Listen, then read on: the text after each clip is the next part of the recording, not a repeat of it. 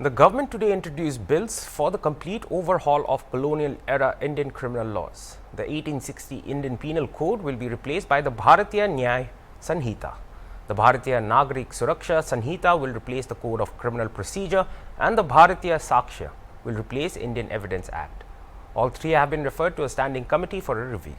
A new offence on acts of secession, armed rebellion, subversive activities, separatist activities, or endangering sovereignty or unity and integrity of India has been added in the revised laws. The sedition law has been repealed, said Union Home Minister Amit Shah. The word sedition is not in the proposed law. It is replaced by Section 150 for acts endangering sovereignty, unity and integrity of India. Amit Shah said the centre will also introduce a provision of capital punishment in mob lynching cases. Other proposed punishments include 20 years jail to life imprisonment for gang rape and death penalty for rape of a minor. The new bill prioritizes laws for crimes against women and children, murders and offences against the state.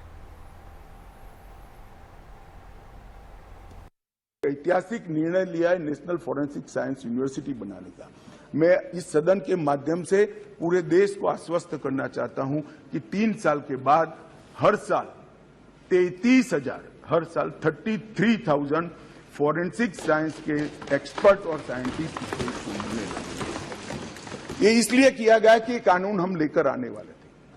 मान्यवर, ये कानून में हमने लक्ष्य रखा है कि दोष सिद्धि के प्रमाण को, कन्विक्शन रेशियो को 90% से ऊपर लेकर जाना है। ये हमारा लक्ष्य है।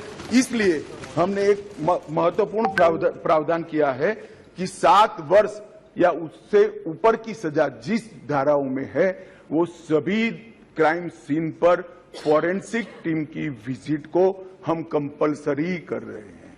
और मान्यवर, इसके माध्यम से एक वैज्ञानिक साक्ष्य, एक साइंटिफिक एविडेंस पुलिस के पास होगा, जिसमें कोर्ट में दोषियों को बरी होने की संभावना बहुत कम हो जाएगी। 313 बदलाव है मान्यवर, और मैं इतना कह सकता हूं कि हमारी न्यायिक दंड प्रक्रिया, क्रिमिनल जस्टिस सिस्टम के अंदर आमूलचूल परिवर्तन होगा और सबको ज्यादा से ज्यादा 3 साल के अंदर न्याय देगा। मान्यवर, इसमें पुलिस अधिकारियों को भी जवाबदेह किया है, वकीलों को भी जवाबदेह किया है और न्याय करने वाले के लिए भी मर्यादाएं रखी है। इसमें महिलाओं का और बच्चों का विशेष ध्यान दिया गया है।